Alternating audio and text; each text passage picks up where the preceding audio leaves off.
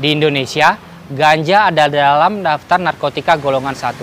Artinya, segala kepemilikan dan penggunaannya dilarang keras. Meski ternyata berbagai penelitian menunjukkan ganja punya manfaat medis dan dibutuhkan banyak pasien.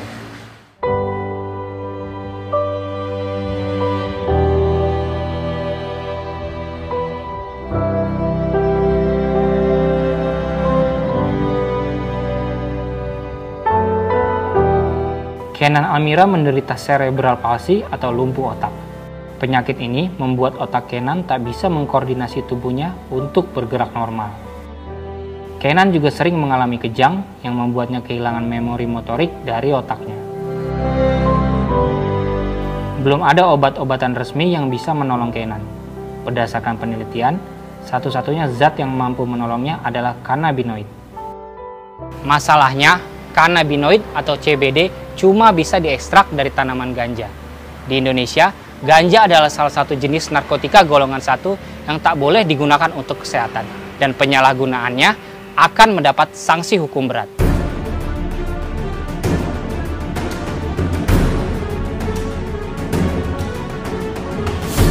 Dilema ini membuat Nafiah Murhayanti, ibu kandung Kenan, dan beberapa orang tua lainnya bernasib sama, menggugat hak mendapatkan pelayanan kesehatan dengan cannabinoid dari ganja. Maju tak gentar, membela yang benar. Maju tak gentar, hati tak diserang. Mereka mengajukan permohonan uji materi Undang-Undang Narkotika ke Mahkamah Konstitusi.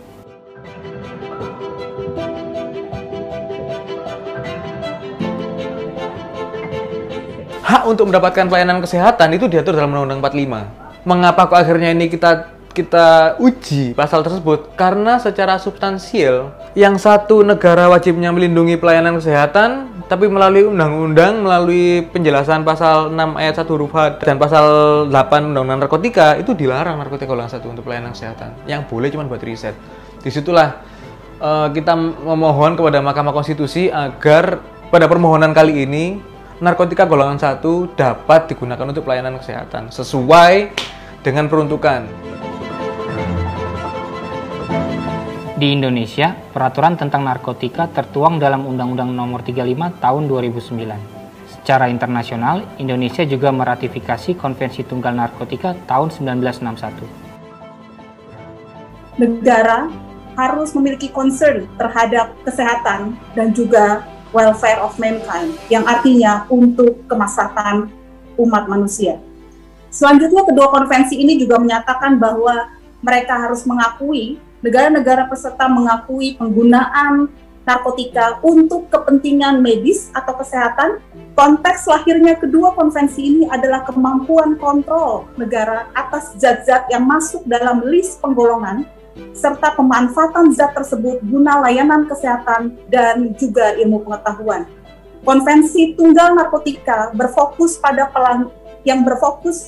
pada pelanggaran dan peredaran, dimaksudkan bagi mereka yang dilakukan tanpa izin, bukan pengguna narkotika melalui izin atau license yang sudah ditetapkan oleh negara.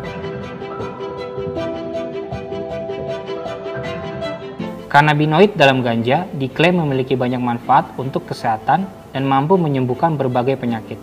Beberapa negara lain bahkan sudah mempraktekannya. Itu banyak zat-zat itu disebut dengan cannabinoid. Zat-zat itu, kecuali THC yang memberi adiktif, yang membuat orang berhalusinasi, yang membuat orang kepingin lagi, yang lain itu semuanya obat. Jadi yang kita berikan kepada orang epilepsi atau orang cerebral palsy itu yang CBD. Yang kita bisa ekstrak CBD tersebut. Bisa kita ambil, bisa kita pisahkan dari THC. Teknologi sudah memungkinkan, ilmu pengetahuan memungkinkan untuk itu. Di Indonesia juga para ahli juga mampu membuat itu. Jangankan jauh, saya juga mampu membuat itu untuk memisahkannya. Meski banyak contoh sukses dan penelitian tentang manfaat ganja, namun di tanah air, ganja masih dianggap barang terlarang.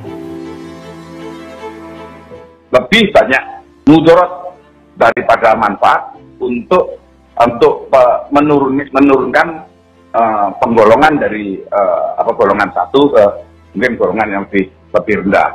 Dan itu tentu saja butuh diskusi ya, diskusi panjang.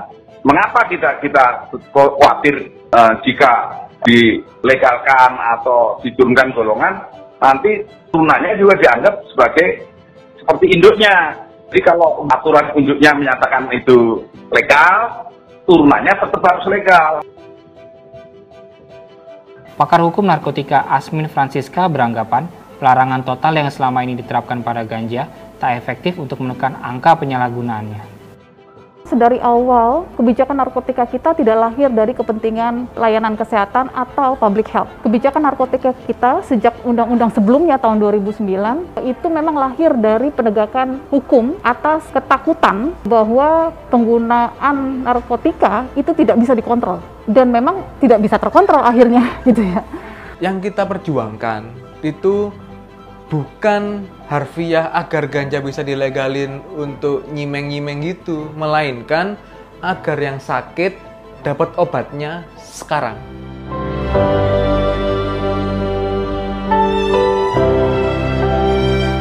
Di tengah polemik perlu atau tidaknya kanabinoid dari tanaman ganja digunakan untuk tujuan kesehatan, ada Kenan Almira dan penderita lumpuh otak lainnya yang menanti untuk diselamatkan.